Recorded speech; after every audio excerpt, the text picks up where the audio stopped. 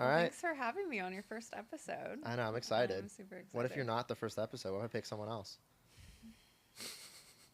Well, that's a great question, actually. Yeah, Because I right? don't know what I'll do. Maybe I'll never be a guest on your show again. Like, maybe I'll be resentful and just say, fuck you, Austin. Maybe you should. My name is Austen Tucker, and I'm on a mission to find the best come up stories in the world. Everyone talks about success, but no one talks about the in between the mess, the risk, the doubt. I'm here for the people who made it anyway and are willing to tell their stories honest, unpolished, and real. These are the Breakout Bunch. Yeah. So, what's your name? How old are you, and what do you do? So, my name's Emma. I'm 27, and I do hair. Should I be looking at the camera more? No. Okay. It's a casual conversation, me and Okay. you. All right. All right, so let's restart. So, yes, my name is Emma. I do hair. I am 27 years old, and I have like a little salon suite with 3 chairs in my studio. Like, what kind of hair? So, I do mainly color and extensions, or at least I'm trying to gear towards more of that. Like in the beginning of any hairstylist career, you start off with taking whatever you can get because you have an income to make, and then eventually you have to dive into being more of a specialty, and mine is definitely color and extensions, and I'm still guiding my way towards that. How long has your journey been? Technically, I've been doing hair for 9 years, which is crazy. And you started in Indiana, right? Yeah, I was 18, and yeah, 27 now. So yeah, 9 years as of March of this year. That's crazy, so just, right? Yeah, just a couple months ago. But yeah, it kind of sucks because I started the career over twice, I would say. Like, I did my first 4 years in Indiana just building a clientele and not knowing what the fuck I was doing. I did not like assist or have a mentor. That's not really a thing back there. You just kind of go in and wing it. So first 2 years was really just getting a grip on cutting and coloring, the basic fundamentals, and then building a clientele and going off on my own. So I did that in Indiana. And then once I went off on my own, shortly after, like, COVID hit. And then it was kind of like I built these clients that I loved so much, and I didn't want to leave them. But then COVID shut me down, and I was like, well, I could go to California now. I already kind of said bye. Oh, you just So- stopped during COVID? You didn't even, like, I'm going to do it from home. I'll come to you. Yeah. Like, you just were like, I'm done. No, it was March 8th. I stopped, and I had moved here May 25th. Yeah. So it was like a 6-week, whatever that is, like, turnaround. It's pretty crazy.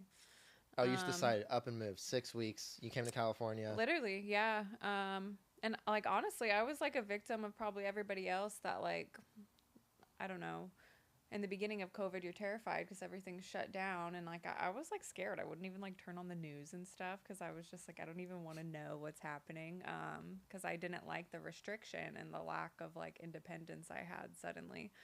Well, we had the same thing in the mortgage industry. Like, everyone Yeah. stopped funding loans. So, Yeah. like, it wasn't even like, this is harder. Like, you couldn't do business. I just didn't even want to know what came next. So, like, I wouldn't look at it. And then, yeah, pretty much I just was like, well, every border was like shut down for a little bit. And I'm like terrified. But for some reason, I was like, let's just go to California. And So, what was that like, starting a clientele base and then basically, like, you can't take your Indiana clients to California. So, you basically had to restart and then Yeah. get a clientele base. yeah, so it sucked. I mean, honestly, it fucking sucked. Yeah, I never want to do that shit again. I mean, I would if I had to, but I think it would be a lot easier if it was time number 3 and I had to do it again, granted that.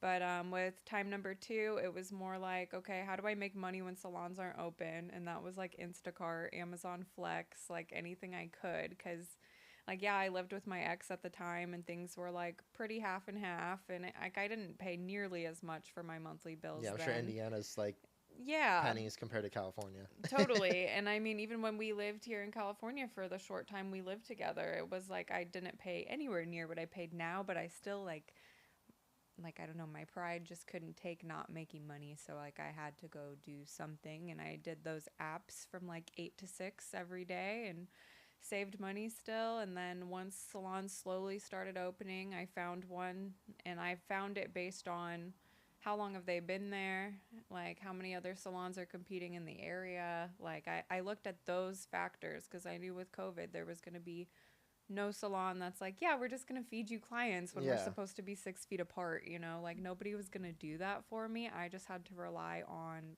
like their clout essentially.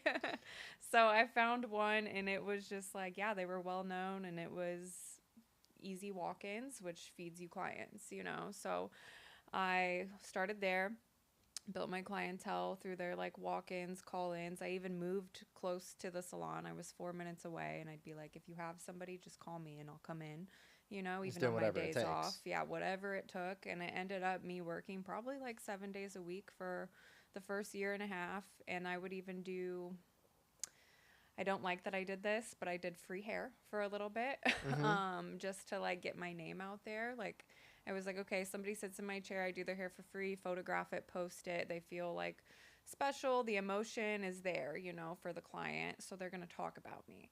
So I was like, if I have the savings, which I did to fork out the product cost and everything else, I could bring in anybody that had the perfect canvas of hair and I could do it however I pleased because it was free hair, you know, and it was kind of like, disclaimer, you're not going to really get to pick what you get today, you know. It's like, if you want your hair colored and don't want to pay for it, that's kind of what you got to do. Yeah, it's like if you tell an artist, like, I'll give you a free tattoo, but like, I want to do what I want to do. Yep. You have to just deal with it. And I will say there were pros and cons to that. The pro was they always left and talked about you to people that would pay for hair. So there was always referrals and word of mouth starting from the beginning. So that really fed me as like a freelance artist, you know. And then as far as the cons go, there's not a single model that ever came back and paid for hair. So it's like, I always tell like my assistants or people below me, I'm just like, you can do the free hair. I would never recommend it. If I did things over again, I would have charged product cost or just like the root touch-up fee, something that doesn't take me as much time but covers my product cost, gives me a little bit of something, and then also sets that boundary of I'm not doing anything for free because this is my art and I take pride in it, you know. So there were things I wish I would have redone, but it did work. At the end of the day, I had a full clientele by a year and a half, and then after that I moved into a suite a couple doors down from my salon, and I was scared that, like, you know, is anyone going to follow me? Is anyone going to trust me on my own? And everybody did. And it was, scary for a few months, but I don't think I lost a single client through that process. It's incredible. Yeah, it really shows like your work and your personality and stuff. Yeah, no, it was great. And it's just continued to grow. So that's really awesome. Very grateful. Yeah. So what was like the point in Indiana where you decided like, I want to do something that is going to set up a life for me a little bit better or something like that? I mean, I remember the exact moment to a T, which is kind of funny. So yeah, I've probably told you before, like my mom had 5 sisters. My dad had 5 brothers, which was kind of wild. Or no, 4 and 4. So 5 total, 5 girls, 5 boys. But out of all of those aunts and uncles I had, only one was very successful. And I remember I was in 6th grade. I had never seen the ocean before. I had never even been on an airplane before. Yeah. And my mom and brother and I went to go see my aunt's new home she built in Florida. And it was an incredible property, for one. Like, you could tell she put a lot of thought and effort and got what she wanted, which was really admirable for me. And then I just remember one day, I think it was like a Saturday, I was like floating in her pool, and like it was just so nice. Like the ocean was in front of me, her amazing new property was behind me, and I'm just relaxing, and I'm a little 6th grader here. And I just remember thinking, there's no way I'm going to stay in Indiana. Like there's no way that I'm not going to live like this one day, you know? So that was my whole turning point. And I don't know what age you are in 6th grade, but after that, I was like, I'm going to work my ass off and do whatever I have to do to get there, you know? Mm-hmm. So I'm assuming you started working young, early, busting your ass, and it turned into where you are now. Like, it kind of made you who you are. Yeah, the second I could. I remember, like, you know, as a kid, when you're like a girl, you want like toys for so long, and then eventually you want clothes and makeup and the girly shit. Yeah. And I had a sister like 6 years older than me, and she'd get to go shopping and like buy all this shit, and I never like understood it. And the day my dad took me shopping, I was you were hooked? That was it? That was done? Yeah, so he told me, actually, he's like, if you read a book and write a 1-page report on it, I'll give you $25 $5 for every book report you write. And that was probably my first little hustle. Little side hustle. Know? Yeah. And I remember coming home with like freaking 6 books. Like, I'm going to go ball I'm making out my at the money mall after this. I'm going to rob my dad. I'm done. Yep. So yeah, that was like kind of when I knew like, okay, like I'm in charge of what I want for my life, you know? So I'm making money through him, poor dad, you know, because he didn't realize how far I'd take it. But yeah, it just kind of domino affected from there. He had a business. I worked for him for a while until I was old enough to work, and then got a work permit and went about that side of working. And then why hair? Because I feel like it's like kind of an unexpected, like, you know, hustle where you can make some money, where like most people don't think hair is where you can make like a really good living. No, if you knew me back home, you would say I would never be a good hairstylist. I remember actually my dad telling me that I did not have the personality to do hair. That's crazy because like I know you and like that's not the case. It's the total opposite. It's actually the perfect personality for doing hair. But that was the thing. Like my sister, I've always felt like I was a little bit in her shadow. She was 6 years older than me. And she went to beauty school. So I would have been 12 and she was 18. Or no. I might have even been 11 because she did the program when you're like a senior go half days in cosmetology. So I was like her little dummy for hair and color and all that stuff. So I really was curious about it at that age. And my sister had a very bold personality too. So it was kind of like, yeah, like you're good. This is what you should do. But basically what happened is after my parents split up, I would spend time like at either my dad's or mom's, and I'd be in my room doing my makeup or doing my hair and just like making like fun looks by myself, you know. And I had a lot of friends. I'm sure you fucked up plenty of those. Like, I'm not leaving the house. Sure. There were times where, my sister fucked up my hair. It was orange, so orange. And I told my mom I'm not going to school, and I didn't until she fixed it. I don't think I went to school for 2 or 3 days. Yeah. That's so hilarious. There were times, but when I realized like I love like creating like a look, that's kind of what drug me into the beauty aspect of things. And then a lot of my friends were into it too. It was becoming trendy on social media because that was kind of right when social media and influencing was becoming a thing. So makeup and hair accounts were really popular. We were learning things and doing it together, me and all my friends. So eventually I knew I wanted to be an entrepreneur. I knew I wanted to graduate high school early because I hated high school. So I got out of there early. And I thought I wanted to go to like business school. Like who doesn't when they know they want a business, you know? So I was like, yeah, I love beauty, but like I feel like my true calling is like being the title of an entrepreneur, just like a lot of other people in this world. And yeah, it's funny you said because like it's not a lot of people. Like, I mean, it's like a good like 1% that actually it's a nice want idea. It and then can execute it. Yeah, everyone can agree it's a nice idea. Yeah. Everyone wants the financial freedom and all the things that come with it, but like it takes a special person. It's not always the easiest, but like it pays dividends. And that's the thing. I almost think it takes the person that's not willing to trust that business school is the way out, because I don't think it was. I remember literally sitting at the kitchen table while my mom was at work, and she called me and she was like, you really should just check out beauty school. And I was like, thinking my dad like would tell me like you're only going to make $30,000 a year, which is accurate in Indiana, especially at that time. And he's like, you're not going to be where you want to be, where you need to be. And honestly, he was probably tired of helping fund my fucking life too. So I just like felt like that was going to be like a shot in the dark with like how he was going to react. But I just kind of ran with it. I think it was either same day or next day I went to the beauty schools and I put my name in, and I just needed my parents to co-sign for me because I was 17, and I just did it and worked at the same time, and I fell into it. Like I really did fall into it. Like I knew like my mom told me I should do hair school, and I had no idea I could make it my own business. I had no idea I could make it what I can make it today, and I definitely didn't know I could make it what my plan is to grow it into, you know.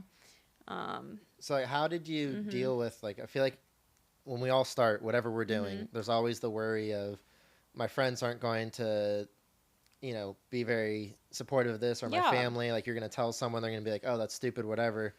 And like for the most part, it's like kind of true. Like people don't want to watch others succeed. It's like kind of like the hard fact of life. Like how did you handle, like, even if your thought process of your dad's going to give you shit, but you still did it anyways?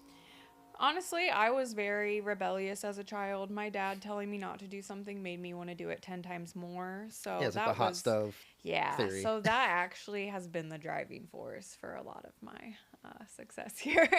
It's funny as like we grow into being the entrepreneurs we are, business owners, what do you want to call us? Yeah. It's almost like whenever someone says you can't do this, or like that's a stupid idea, it's 100%. Like 100%. I'm going to show you how much it's not a stupid idea. What is that like Drake lyric? And it's like, that was just negative energy for me to feed off. Like that is literally my life going on forward. It's like, anytime someone tells me I can't, the next morning I wake up with that much more fire under my ass, Well, and like, you're funny because like obviously I know you're a reasonable amount, and like if you tell yourself that you can do something, there's not a single person like that now like you're like no, I don't care how stupid this idea is. You told me I couldn't. Like I told myself I could, and I'm going to. I almost need to like hire someone to feed me negative shit so I can just get some fuel in the fire. Yeah. The crazy thing is like when you tell yourself you'll do it, like you do. I mean, like I don't know what that comes from, and it's really nice to hear people say that, because for me, like I do think I put so much on my own plate that like I don't feel like I did everything said I was gonna do.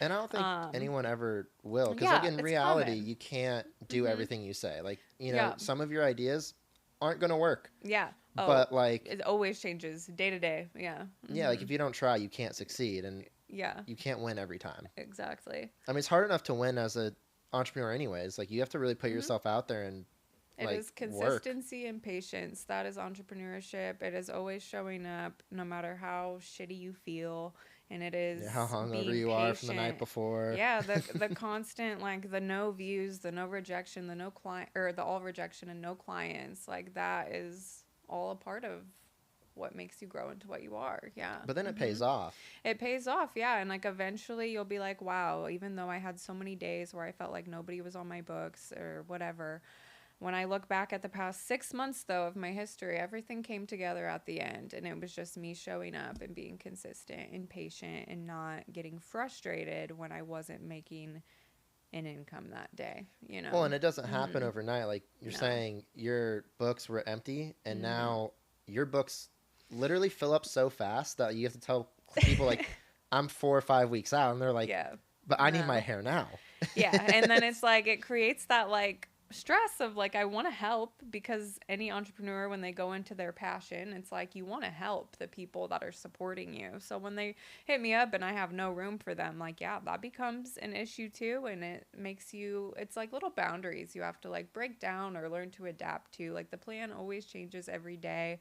Like I feel like, literally I woke up one day and it was like I couldn't keep up with text messages or bookings or anything. I'm my own receptionist. I'm everything else. And one day, I couldn't keep up anymore, but it's all part of the growth and getting where you go. Yeah, the journey is like half the fun. Honestly, like I loved the journey of having no money and figuring out how to get clients and figuring out what's my next step, and the marketing and the strategies and like, stuff. I love the challenge of that. Like during it, it's hard. It is. But once you get past it, like honestly, I think the most fun I ever had is when I had no money, and like you just have to. It's like a game. There's always something to work towards, and that's like just shows like how powerful like purpose is. Because each day you had no money and you woke up and you're like, I needed that $50 just to pay my gas bill or some shit. You had a reason to wake up and get moving. So that's the thing, is I feel like a lot of people, once they're successful and they're making a living wage and everything's leveling out the way it should as a normal person, it's really hard to be like, what's my purpose now? Like, what's gonna get me out of bed and get me that same achievement that I did when I was hustling with nothing, So I think that's where a lot of people quit. A lot of people start to just go like that on the little graph, And I always try to remind myself, like, the part you're at that's so hard that you don't want to work past is where most people quit. So anytime I feel like, like the self-doubt crippling or anything like that, I'm like, this is where most people quit. You don't know that person anymore that used to tell you couldn't wake up and treat this as a purpose-driven dream, you know? Right. Yeah. So that definitely is like a good mindset I've tried to adapt, and I'm still trying to adapt just to keep the growth going and not just fall stagnant like a lot of others can. Yeah. Oh, and it gets hard too, like when you're working that much to stay motivated on top of things. Like burnout is a real thing. Yeah. And it comes and goes, and like it's never ending. You're always going to hit a burnout point. Like how do you deal with like burnout or self-doubt or these things that we all as business owners feel when like you're just hustling and can't stop?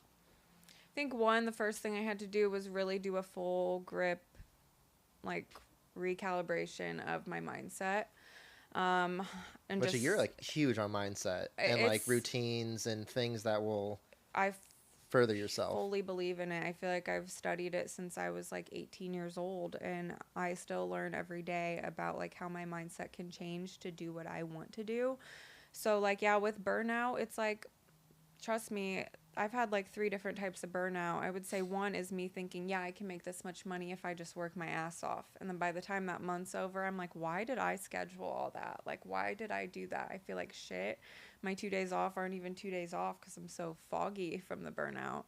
And then I had burnout where I was like, I can be just as social and work just as much and still make the same amount of money. And yes, I could, but it took every fiber of my energy out of the way. And then there's other ones which you've witnessed recently where I travel and then I have to make up for all that work in between. So like I've had you're working 12 hours a day, 7 days a week, and like that's not sustainable at all. No, it's not sustainable at all. And like that burnout will creep up on me when I'm like, oh yeah, I'm going to take all these trips, and then I have clients that need me and I need to show up for them. So yeah, the balancing of being a business owner is hard because you have people that rely on you. You rely on you. Like you need to make money. You need to pay for these trips and also your basic life. And it's hard to balance this stuff. I have to show up. Like I can't just like take those days off to like reset and get ready for the trip and then go on my own to But that's whatever. The coolest part about it is, it is you don't have to go ask your boss for time off. Like if you want to go no PTO and just great. Go to Cabo next week, like you just could. Right. I'm over here like I don't have PTO. Like no, actually I would die if I had PTO. Yeah, right. Like it's such a different lifestyle of like you have to work your ass off. There is no like a lot of times there's no days off. Like you know, you're talking to clients at 9 p.m. sometimes, and like that's just there's no clock out. Honestly, and it just depends on my mood too. I could be up chilling, like drinking, having a good time. It's like 11 p.m. My client's asking me about hair, and I'm just like, yeah, girl, like I got this available. And then like, what am I doing? I'm not like feeding into that boundary I'm trying to set of like, I am a business. Like you can only contact me within business hours because I think I told you this the other week. You don't call the salon a million times when they're closed and leave voicemails. Like, and that is a boundary that's hard with the new generation of the service industry where you can text your service provider and they can get you in and blah, blah, blah. It does give a like little loophole of access to where they can access you all hours of the day. And it does put that mental pressure on, can I do this? Can I be my own receptionist? Do I have enough hands to even perform the service, text the clients, book them, reschedule them, change their appointments, or answer their questions about hair care? Like, it is a lot, but also it's fun because like the fact that you even want to talk to someone that late, it shows like you actually like what you do and you care about what you do. Yeah. And like if you were a 9 to 5 hairstylist, you'd be like, that's a 9 a.m. problem. Yeah, providing like a need for everyone is what like fulfills me and makes me love my job, I will say. When you actually like the people you like your clients. Yeah, no, I love them. I mean, your clients will always be a reflection of you. In the first 2 years, probably not, but eventually they're a reflection of you and their personality mirrors yours, and they're like your best friends when you come in. But yeah, back to like the burnout thing, I would say each burnout is different, but the common trend in all of them is I listen to my body first and then I ease my way back into work on my terms as much as I can. Until you burn out the next time. Yeah, until I burn out the next time, literally. Which like it's inevitable. Like we all think we can work it's not absurd amount of time and like we get into this rhythm of like, oh, well, cool, money's good right now. Like I'm going to keep this up. And then eventually you're like, okay, I'm like working myself into the ground. I need to take care of myself a little bit more, like, you know, spend some time, like whatever, journaling, reading, like all the things that help you get to the next point. Yeah. And during those times also, it's really hard to like grow. Because like you're so focused on the right now. Can't, because you just are in survival mode. Like you aren't thinking about the growth. You're like, how do I get to the next thing? Not what is next like, week. Just like my next client instead of like your 5-year plan of like, this isn't just a job for you. Like this is something you want to build a life around, and there's like further plans around that. Totally. Yeah. And I think honestly, when you have like a delusional dream for your own success, like you have to accept that there isn't going to be a time where you have life perfectly balanced. There's never going to be that time if you want to have a goal that high. So there will always be burnout, and there will always be learning to take accountability for the burnout and then doing what you have to do to get past it. And it's a learning curve for every entrepreneur, because I will say 2 years ago, I would have booked myself till I like died basically, but now I would never do that. So like you do learn along the way, but there's always a different type of burnout that comes with it. And it's just analyzing that and adapting, and then having emotional control over it. Because if you're a service provider, and especially like you, like doing a podcast, like you have to come in, and no matter what's happening on the outside, you have to my phone's blowing up right now. Yeah, you have to suppress all of that. Like, do like, not I'll get back disturb. to you. Yeah, and then you have to think, this is me in the present right now, and this is the energy I need to bring right now. It doesn't matter that I'm like breaking up with somebody in the back end that nobody knows about, or like I have family crisis. Yeah. Like the second you turn the corner, your personality should be able to shift. And that is where like the mindset and the preparation of like entrepreneurship, I think, comes in. It's like whatever is going on in my personal life doesn't mean shit. And if I have to avoid my phone, I will, just so I can get the things I need to get done today done, and the achievement that I need to feel. Yeah. Well, that brings up another thing. Like friendships are hard when you're in business. Like it's hard to balance everything.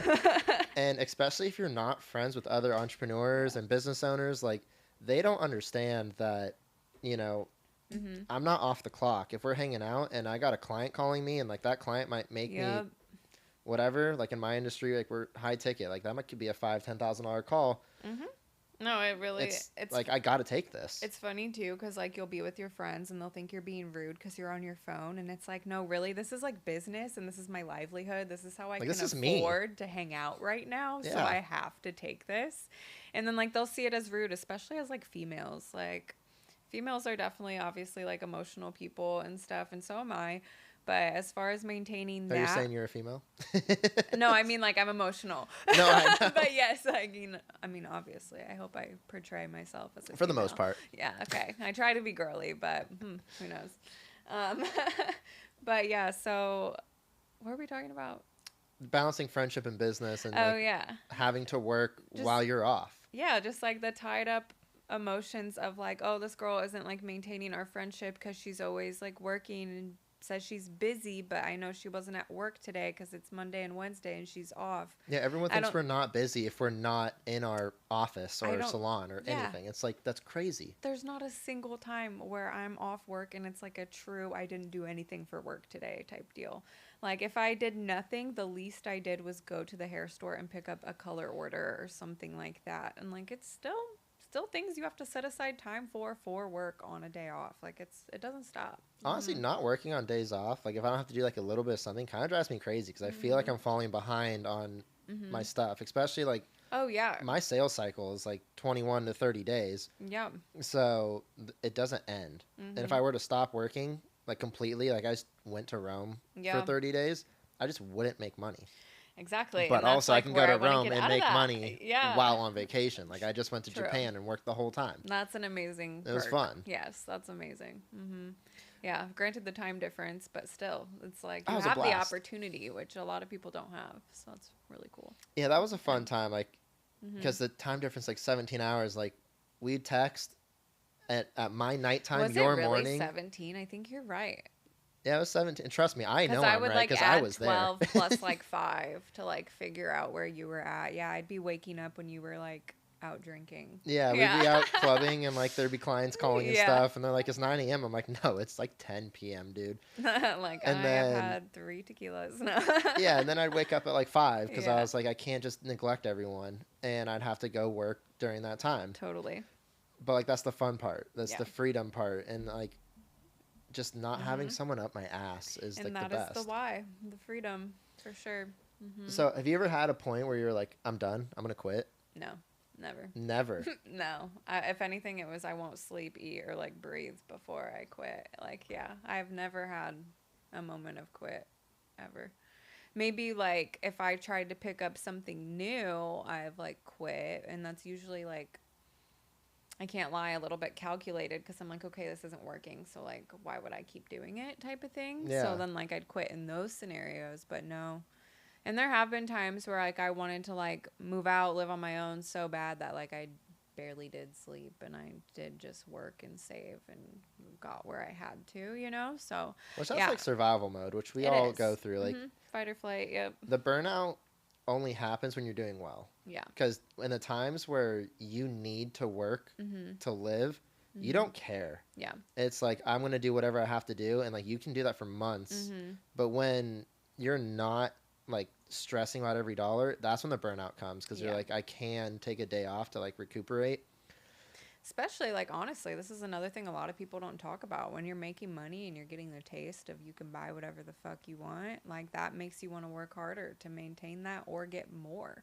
Oh, so lifestyle you burn inflation's yourself real. out. Yeah, because your lifestyle has adapted and changed to this new amount of money you're making. And I'm sure that's the same with, like, celebrities, people making, like, millions, blah, blah, blah. It's like, yeah, it's all relative. everything climbs as you climb. So it's just like, yeah, I definitely had that phase where I was like, oh, this is nice. I can take a vacation, go shopping whenever I want to. And then I was like, but if I work this much, I could shop even more. Like yeah, that little like seed of greed does get to you. Well, there's also like, you have to balance it a little bit because you can't just keep going with the income climb, or you won't have investments and all these things that, like buying, like you won't be ready to buy a business or your next salon or whatever if you just spend every dollar you made. And I've made that decision. Like the first time I ever really started making money, I was in Vegas like every other week, just like there's totally another check next week. I took a flight every month. Like, yeah. It's really easy to do that, especially when like as a young person, because you know, when you're like married and kids and have a house, like you don't have the opportunity to just go be reckless. Totally. But like, if you live in an apartment and you're single and you don't have kids, it's really easy to just like, cool, I'm going to go gamble all this away and have fun and go get table service. Nobody can hold you accountable or say, this isn't normal, Emma. You shouldn't be out every night, like having a great ass time or buying cute bags and shopping all the time. There's nobody to tell me that. So of course, like I'm going to go live social my life media and show it off. Like really makes it hard because you want all the people that doubted you to see, at first at least, like it's an immaturity thing kind of as a business owner. It's a self-seeking validation thing. It's like, I did everything you said I couldn't, and you want to post all this stuff, which honestly kind of makes you want to spend more, because then you want to keep that lifestyle image together. You want to make it seem like this wasn't a one-off thing. Yeah, like I'm here now. I didn't just get a table. I got a table, and then went to Louis, and then went to Dior, and then now I'm in Hawaii. Like, you like want to show like what you're doing is working. And then you'll catch me flying to Vegas on JSX having a great time in 2 weeks, because I'm going to show you I maintain this. Like, it is like an evil cycle, and I know everybody goes through it, and no one wants to talk about it because they want to be like humble, and I want to be perceived as humble too. But it's so easy to see like the life that you never could have had 5 years ago come to you and just like feed off of it. And then it's also easy to look at your monthly expenses and be like, oh, I'm making this much money, I'm saving like $6-7 grand a month. But then you go travel and shop and you just like broke even. Yeah. And it's just like, oh, well, yeah, if I maintain this lifestyle, I'll just be doing the same shit I did when I was paycheck to paycheck. And that's like a wake up call. Like, you have to have discipline. Yeah. Yeah. Like, I remember like, cause our industry in the mortgage industry, it's very up and down. Yeah. Like, there's times we can make $100 grand a month. There's times we'll not make anything. And like, in between those times, there's times I lived off of like $3,000, and now I look back, I'm like, I don't even know how to live on $3,000. Like, that's, especially in California, like that's you can't, can you? I feel like well, you couch surf. Like, you do whatever you have to do to survive. You need like a bedroom somewhere and like no fun money. Yeah. But then also like the rebuild. The rebuild, you learn so much in it, because you also look back on all your setbacks and failures and stuff. Like, maybe failure's not the right word, but things happen. Yeah, failure's a good word. Yeah, like you learn from your failures. You should have a failure every day, right? Yeah, just even if it's a small one. But that's like what I was mentioning to you earlier with failure. It's like I don't think I've had one that like shifted my entire life and like did a 180 on me. I didn't have a failure like that, but I will say I've had failures every day, every month, like little things that I've tried to account for and analyze and stuff. Yeah. Yeah. Mm-hmm. But I think you it's also good like, to fail. you work on yourself a lot, like more than most, honestly, with how much you work. It's funny you think that. I love that. It's like cool to hear. Yeah. Well, everyone wants to do this, the 5 a.m. ice plunge, like, live the life of that Instagram guy who probably doesn't do it every day. 5 a.m. and I put my face in a bucket of water. Like, yeah, of Saratoga. I saw that the other day. No, like, and it was serious. He like got up at like 6 a.m. and like dunked his like face in ice water. And I'm just like, there's no fucking way I'm getting up in the morning to prep that bucket of water. No, that's like, crazy. When I'm up that early, I need like 15 minutes to just sit there and think about, oh, what the fuck am I doing next? And then I do get up and go to the gym. Depends on my energy, how great that workout is, but I do feel 10 times better after. And like you actually do wake up at 5. I don't feel like you do it for the reasons everyone else does, but like you have a day before your day. Yeah, no, it's definitely not for like the show. It's more like well, it is in a way. Like I want like a nice body and everything else everyone on Instagram has, So the only way I can do it after standing all day for work is to go beforehand. So I just had to like figure that out. And you've seen me go through phases where I work so much, there's no way I'm getting up at 5 a.m. for that workout. Oh, I won't even see you for like weeks. Yeah, and like I will accept that, and I'm just like, you did this to yourself. You booked yourself this heavily that your body hurts and you can't get up and go to the gym, and it's just part of it, and you have to accept it and adapt next time this happens and prioritize your health, because sometimes I don't. I prioritize work over that. But for the most part, I am like consistent with waking up and going, but I even have to be easy on myself when I get back in routine. Like sometimes I'll wake up at 5 and I'll just like chill and like watch like my show or whatever, just to get that circadian rhythm back before I like bring on like the brutal, like we're gonna go sweat at 5 a.m. Like let's first like start off with entertainment at 5 a.m. and then we'll get into sweat your ass off. Yeah, try not to let Instagram take too long. It's easy to get in that hole. But one of my favorite sayings, one of my best friends when I lived in Boston, shout out John Lattis, he always said, look good, feel good, sell good. Yep. Look good, feel good. That's the motto. If you look at like almost any successful person, they work on themselves or their body in one way or the other. And like, it's really rare you see someone who's like completely out of shape. Oh, yeah. Because if you can't work on yourself, like you can't show up. If you don't have self-discipline, how could you have self-discipline as like a business owner? Yeah, like to come in, make that call, like handle that client well. And there will be times where I feel like shit and I want to wear like sweatpants to work, but then I think, how am I going to feel at 1 o'clock? You're going to feel like shit because you woke up late and you put on sweatpants and you didn't care. And rather when I can just touch up my makeup real fast in the bathroom and still look bomb all day, like my personality is like on all cylinders all day. Like it does impact your personality, how you look and feel. Yeah. And back to like your mindset training and all these things. You go to a bunch of like seminars and stuff. Like how has that changed how you've done business and like your mindset and I don't know, like your why?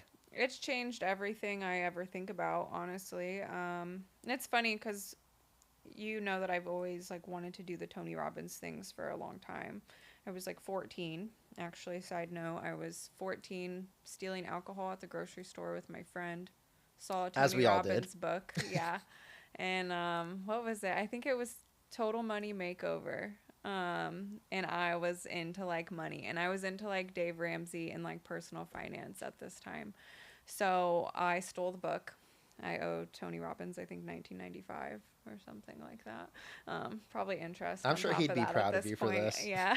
And I read it, and then I just wanted to go to those seminars, but they were so expensive, and it just seemed so out there. And I was like, by the time I'm making that money, like I won't be able to like afford to like go to those. Or no, by the time I'm making that money, he won't be doing them anymore, is what I was like thinking. It's like, what is wealth to you? Like, what is like your, like, obviously we don't want to work forever. We will. Like, there's never going to be a time I don't think either of us will want to work. Yeah. But like, what's like the end goal where like you made it and wealth is real? Yeah, no, I feel like the real definition of wealth has always inspired me. And I don't remember where I got this from or if you Google it, if this is really what it says or not. I want to say I got it from that book everybody's probably read that's in our field, like Think and Grow Rich. I want to say he said wealth was basically how long you can go without working and still maintain your lifestyle. So that has always inspired me because, like, I do feel like my why is freedom. So, yeah, my definition of wealth is how long can I go while I'm still making income without having to show up, you know? Yeah. And yeah, I'm definitely not there. I'm still putting in the labor and the hours and the nasty hours at that. But which is super realistic. Like, it is. you know, people think that wealth, like especially with Instagram these days, where everyone's just like, oh, you just go out, you make $1 million. It's right. so They think not realistic. it's like a fucking in 3 months if I do nothing but work, I'll make $1 million. Like, you know, that's really not ever gonna be the case. And if you believe in that, like, I don't know where that will get you, but And it it's happens. definitely it does but happen. It's super not common, and right. like it takes us a long time to get to that point. Like, we've probably both were like 5-6 years in before we really decide or really realize like what we're doing is working. Yeah, it's working, and then also you realize it's work to where I have a life that I like, but like, how do I get the life that like I really, really want? And I feel like that's where wealth comes into play. So yeah, that's always like a goal of mine, to be able to leave my business and have it still sustain itself. That would be wealth to me. So yeah, I would say in the future, I always think like, what do I want to be known for? And I would like to be known for like being a smart like entrepreneur rather than anything else, honestly. So I would say as the climb goes on, I would like to get my wealth in that sense of like, what is my 5-year plan, blah, blah, blah. And use that as a strategy of like, how can I eliminate showing up every single day and putting in the labor myself? Yeah. Like, what does that look like for you? You trying to like start a salon and like you rent out chairs or investments? Like, what is I think your I've told goal? you, I've definitely told you my little goal a few times. Cause like, you know, I'm getting my real estate license. Of course. Third time's a charm next Wednesday. All right. You got it. You got it. But yeah, I really just want that for like the background information, on real estate in general. And for me, I do find my ultimate fulfillment in the salon. Like right now I have a girl renting under me, and I find taking care of somebody and building their dream makes me have a purpose and feel fulfilled, and I have a relationship with that person that drives me to be more motivated. And when you want to be like a leader in that sense I do. too. Like, you can't not show up and show her how to do things unless you're doing them yourself. Yeah, I think my next step would be finding a salon space that makes sense for me in my aesthetic, which I do think will be different than the standard. So that would probably be my next, and get some more of those relationships under me just for like my own fulfillment and purpose-driven goal. And I also want to be able to collaborate with like-minded people. So if I have people under me doing these things, I would like to guide them into like my creative mindset, stuff like that, and just build like a solid foundation and a reputation for myself. I think that is going to be my next step. And then after that, I would like to, just branch out into like the commercial real estate side and have my own salon suites. That's definitely end game right now. And then that's like another thing. I have had assistants that I've employed, and I have to manage them all day, every day. I don't mind that, but when I'm working, I don't want someone hovering the entire time. And so that was a learning curve. And then I thought maybe I shouldn't have anybody under me. And then once I had this renter under me, I was like, no, that's what I was looking for. I was looking for somebody that's just as self-driven and passionate, that can show up, run their business, pay the rent, and go. So for the longest, I thought my 5-year plan was a big 20-chair salon, something like that, where I'm boss. But what does that do? That puts me at one location. That doesn't give me freedom. I have to always be around that location forever. A salon suite, you open these iconic locations and brand them to your personal brand identity, whatever you seek out. And then they just pay you the weekly rent, and you can go off and do as you please. And I think the plans I have for that and the work that I've set out to hopefully do, I know it'll change day to day, but hopefully that will be what gets me to the point where I can have that freedom and still help and still have those fulfilling relationships and feel needed, you know? Yeah. Yeah. So this is a controversial topic that I've asked all my friends and stuff, but I used to always think money was my why, and I ran into someone at one point, and he was actually like an arms trader. Like he has like government contracts to sell, like basically what was that show? War Dogs. Really? He basically was War Dogs. He pulled up. Yeah. The market went bad. I was doing valet. This guy rolls up in a Rolls Royce. I'm like, what do you do? Yeah. And he tells Here me you go. It's your podcast. Right? He was foreshadowing the future. Way back in the day. But he had like 9 passports. It was like, you can't. You can like usually have like 2 or 3. But he asked what my why was. And I was like, oh, I want to have financial freedom. I want to be rich. And he was like, you're not going to get there because money stops being fun. You need to have a why that is beyond the point of just making it to the point where like you're ultra wealthy. Like, do you feel that same way? I used to. So I used to. And actually in those seminars, they ask you your why like a million times until you've thought it through to like the death of you.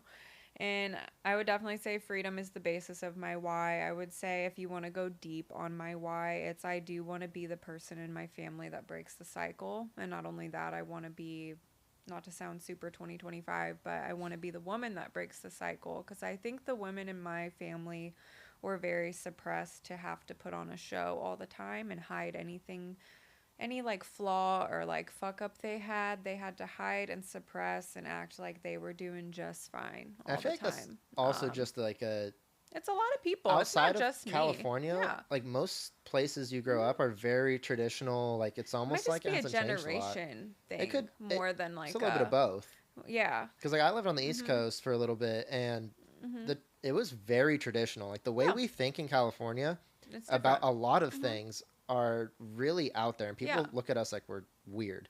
I guess it stemmed from the knowledge of my family where I realized a lot of the women were not who I thought they were, and it made me sad that they felt that they had to put on another face. And it made me want to think, just after how much I love them and care for them, and to see what they've hid to show themselves as something that they're not, it makes me kind of sad for them. And I don't want to set that trend for the people later in my family. I want to show I can fuck up, I can fuck people over. Like, I mean, in business, there's a lot of things where that happens. And I want to be able to show for that and not hide it. And I want to be real and raw about it all.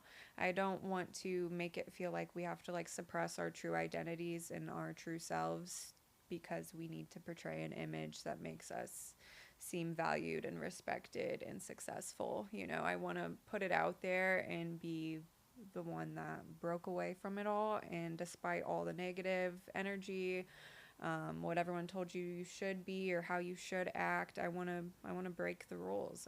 That's my why. Yeah. Which you're great at. Like, knowing you, you have no problem just telling someone like, yeah, you just go fuck yourself. Yeah. Like, you don't fit my I know, plan. It's kind of bad. No, but that's how like you sift through the people. Like having the people around you will change your entire trajectory on life. So true. If you're with people who are not having the same mindset as you, like you'll kind of fall into that. And it's like so cliche to say, but everyone says like if you're the most wealthy in the room, like you're not going to grow. And same thing is like if you're the smartest one in the room, you're not going to grow. So there's no one for you to catch up to. Yeah, like you need competition. No one up there. Yeah. And that's usually the case for people like us, is like, oh, we're doing the best in the group. That's what we set out to do. Well, we set out to do that. We do that to ourselves, and then we realize, oh, my circle hasn't expanded, so I haven't expanded. So, well, and on top of that, like you start getting like resentment towards you because you're the one that's like having fun and like living your life, and then people are just like not on the same trajectory. We talk about this all the time. Yeah, and it's rare for people our age to be like where we're at, and it's funny because we never give ourselves credit for that, but yeah, we're in that weird buffer area of this is what I want for my life, but this is what my life is now, and how do I change it? Yeah, and surrounding yourself with those people is hard. I mean, like that's kind of a large reason of why I'm even doing this at all is to learning from the people I bring on, making new friends. Like as a young person going to like networking events, like I told you this, like it's a bunch of old people that like they get their once a month social outing.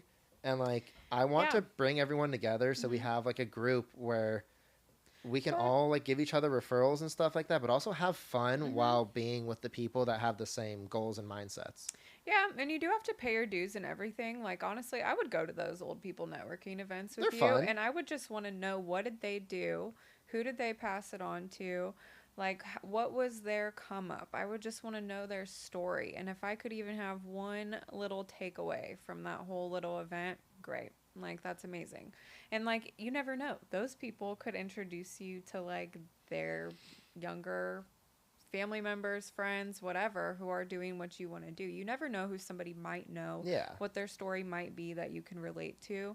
So, like, yeah, it's kind of like anything else. You pay your dues, you talk to the old people first, and then you get to the young, fun ones. Well, like, I can't say, like, they're a waste of time. Like, because they're not. Like, networking is, like, the biggest thing you'll ever do. And I know you definitely didn't mean that, for sure. No, but, like, also, I would like a group where it's, like, we go and we have fun. Like, we go to the club, go play football in the park, like do something that's not just sitting around and eating shitty appetizers and having a drink ticket to get one beer.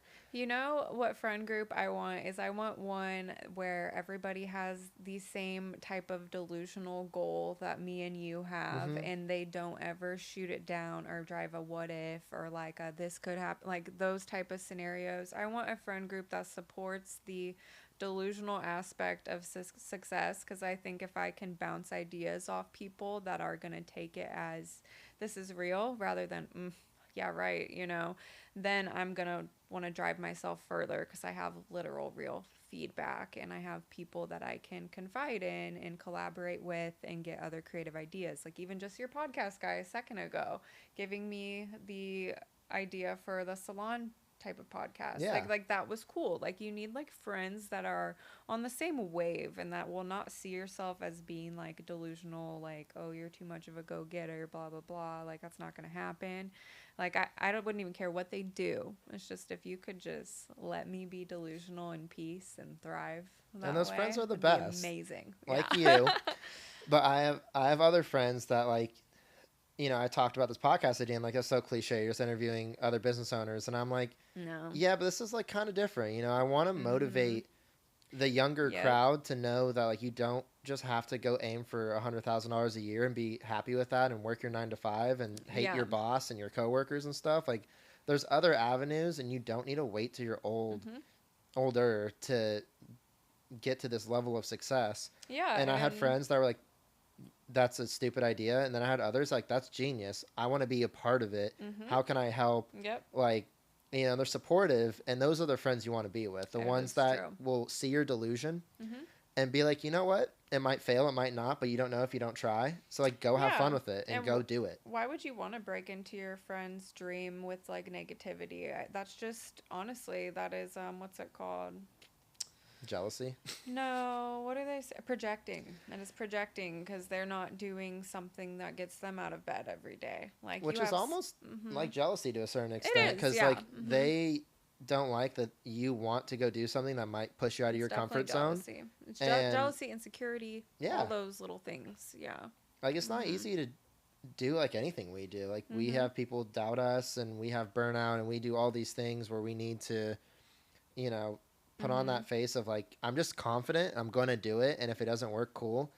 Yeah. And not worry about anyone who's going to like talk down to you after. Like, I told you it would fail.